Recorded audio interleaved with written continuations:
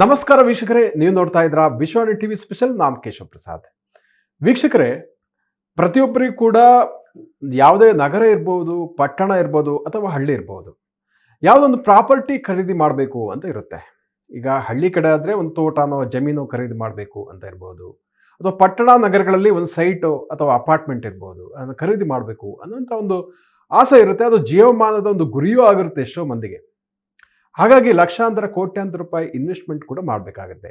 ಇಂಥ ದೊಡ್ಡ ಬಜೆಟ್ನ ರಿಯಲ್ ಎಸ್ಟೇಟ್ ಪ್ರಾಪರ್ಟಿ ಖರೀದಿ ಮಾಡುವಂಥ ಸಂದರ್ಭದಲ್ಲಿ ಯಾವೆಲ್ಲ ರೀತಿಯ ದಾಖಲೆಗಳನ್ನು ಹೊಂದಬೇಕಾಗತ್ತೆ, ಯಾವೆಲ್ಲ ದಾಖಲೆಗಳ ಬಗ್ಗೆ ಕಾನೂನು ಅರಿವು ಇರಬೇಕಾಗತ್ತೆ ಅನ್ನುವಂಥದ್ದು ಇವತ್ತಿನ ಈ ವಿಶೇಷ ಎಪಿಸೋಡಿನ ಪ್ರಮುಖ ಟಾಪಿಕ್ ಆಗಿದೆ. ಈ ಬಗ್ಗೆ ನಮಗೆ ಎಲ್ಲ ಕಾನೂನು ಮಾಹಿತಿಗಳನ್ನು ತಿಳಿಸ್ಕೊಡ್ಲಿಕ್ಕೆ ವಕೀಲರಾದ ರಶ್ಮಿ ಅವರು ನಮ್ಮ ಜೊತೆ ಇದ್ದಾರೆ. ಕಾರ್ಯಕ್ರಮಕ್ಕೆ ಅವ್ರನ್ನ ಬರಮಾಡ್ಕೊಳ್ಳೋಣ.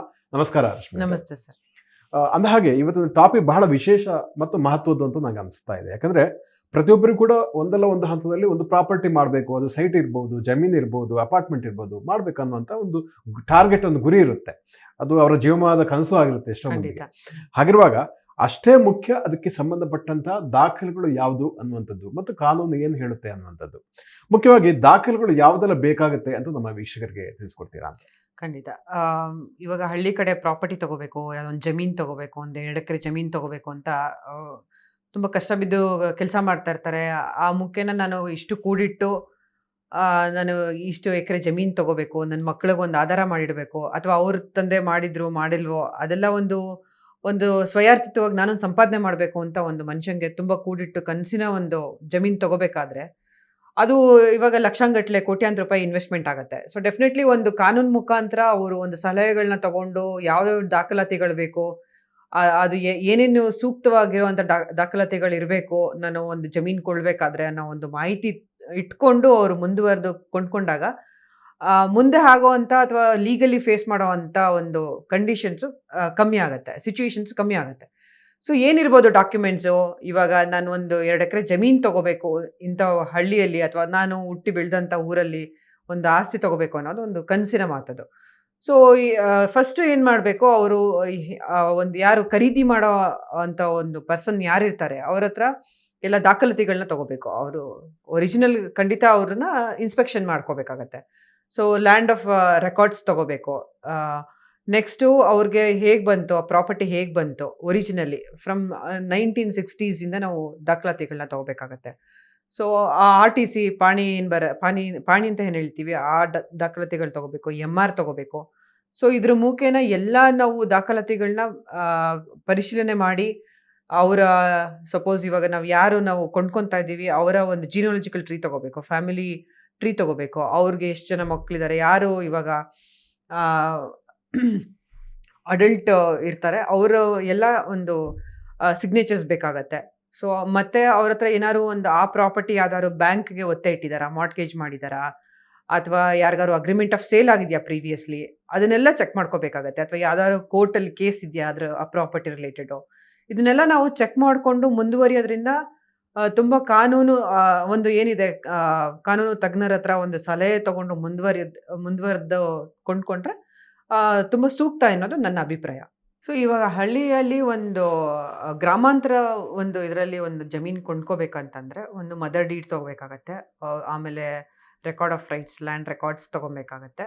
ಆಮೇಲೆ ಅವರು ಸೂಕ್ತವಾದ ದಾಖಲಾತಿಗಳು ತೊಗೋಬೇಕಾಗತ್ತೆ. ಅವ್ರಿಗೆ ಜಮೀನು ಹೇಗೆ ಬಂತು, ಪಾರ್ಟಿಷನ್ನ, ಅಥವಾ ಯಾರ ಮುಖಾಂತರ ಅವರಿಗೆ, ನಾವು ಯಾರು ಪರ್ಚೇಸರ್ ಇರ್ತೀವಿ ನಾವು ಸೆಲ್ಲರಿಂದ ನಾವು ಎಲ್ಲ ಥರ ಮಾಹಿತಿಗಳನ್ನ ತೊಗೋಬೇಕಾಗತ್ತೆ. ಸೊ ಹಳ್ಳಿ ಕಡೆ ಏನು ತೊಗೋಬೇಕು ಅಂತಂದರೆ 1960 ಟು ಟಿಲ್ ಡೇಟು ನಾವು ಎಲ್ಲ ಥರ ಡಾಕ್ಯುಮೆಂಟ್ಸ್ನ ಪರಿಶೀಲನೆ ಮಾಡಬೇಕಾಗತ್ತೆ.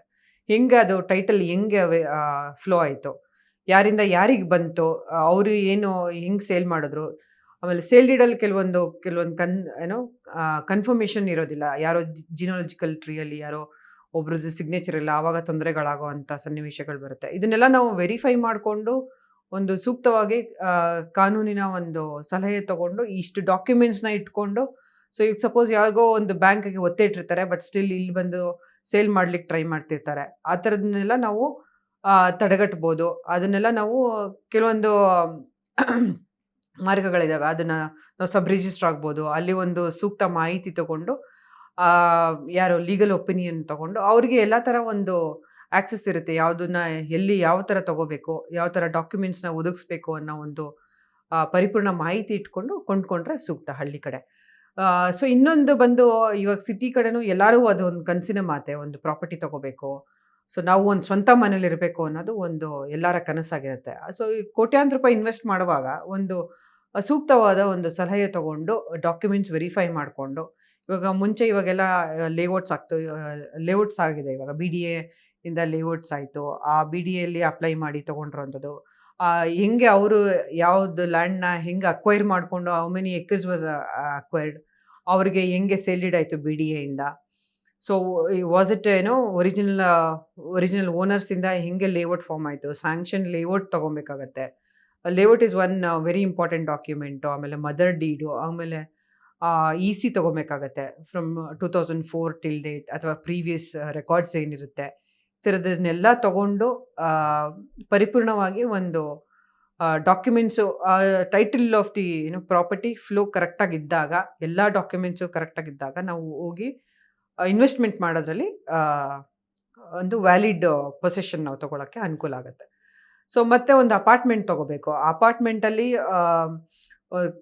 ಪರ್ಮಿಷನ್ ಇರಬೇಕು. AC ಮತ್ತು ಕನ್ವರ್ಷನ್ಸು ಈ ಡಿಫ್ರೆಂಟ್ ಅಥಾರಿಟೀಸಿಂದ ನಮಗೆ ಪರ್ಮಿಷನ್ ಇರಬೇಕು ಒಂದು ಫ್ಲ್ಯಾಟ್ ಓನರ್ ಆಗಬೇಕಂದ್ರೆ.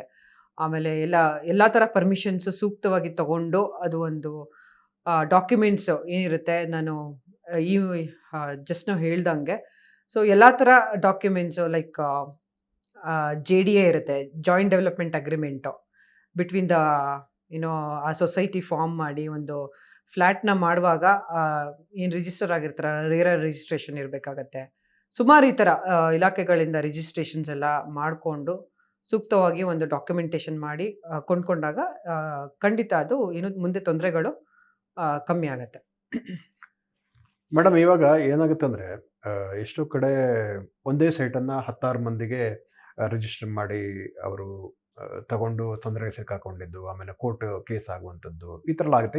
ಇನ್ನೊಮ್ಮೆ ಏನಾಗುತ್ತೆ ಅಂದರೆ ಎಲ್ಲ ವಕೀಲರ ಮೂಲಕ ಎಲ್ಲ ನೋಡಿ ತಗೊಂಡ್ಮೇಲೆ ನಂತರ ಕೆಲವು ವರ್ಷಗಳ ನಂತರ ಯಾರೋ ಒಬ್ಬರು ಕೇಸ್ ಹಾಕುವಂಥದ್ದು, ಅದರಲ್ಲಿ ನನಗೂ ಪಾಲಿದೆ ಅನ್ನುವಂಥದ್ದು ಕೇಸ್ ಹಾಕುವಂಥದ್ದು. ಈ ರೀತಿಯ ಒಂದು ವ್ಯಾಜ್ಯಗಳು ಯಾವ ಸಂದರ್ಭದಲ್ಲಿ ಬರುತ್ತೆ ಮತ್ತು ಆವಾಗ ಏನೆಲ್ಲ ಒಂದು ಪರಿಹಾರ ಕ್ರಮವನ್ನು ಕೈಗೊಳ್ಳಬೇಕಾಗುತ್ತೆ?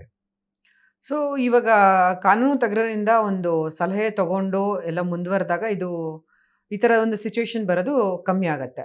ಸೊ ಇವಾಗ ಯಾರೋ ಸೇಲ್ ಡೀಡಲ್ಲಿ ಸುಮಾರು ಜನ ಯಾರೋ ಜಿನಾಲಜಿಕಲ್ ಟ್ರೀ ತೊಗೋಬೇಕು. ನಾವು ಇವಾಗ ಜಸ್ಟ್ ನಾನು ಹೇಳ್ದಂಗೆ ಅವರ ಒಂದು ಫ್ಯಾಮಿಲಿ ಟ್ರೀ ತೊಗೊಂಡು ಅದರಲ್ಲಿ ಯಾರ್ಯಾರು ಪಾರ್ಟೀಸ್ ಇದ್ದಾರೆ, ಯಾರು ಅವರು ಲೀಗಲ್ ಏರಿಸ್ ಇರ್ತಾರೋ ಅವ್ರದ್ದು ಅಷ್ಟು ಜನದ್ದು ಒಂದು ಕನ್ಸೆಂಟಿಂಗ್ ವಿಟ್ನೆಸ್ ಅಥವಾ ಅವ್ರದ್ದು ಪಾರ್ಟೀಸ್ ಮಾಡಿ ನಾವು ಸಿಗ್ನೇಚರ್ ತಗೊಂಡು ನಾವು ಸೇಲ್ ಡೀಡ್ ಮಾಡ್ಕೊಂಡಾಗ ಈ ಥರದ ಒಂದು ತೊಂದರೆಗಳು ಸಿಗಾಕೊಳ್ಳೋದು ಕಮ್ಮಿ ಆಗುತ್ತೆ. ಓಕೆ.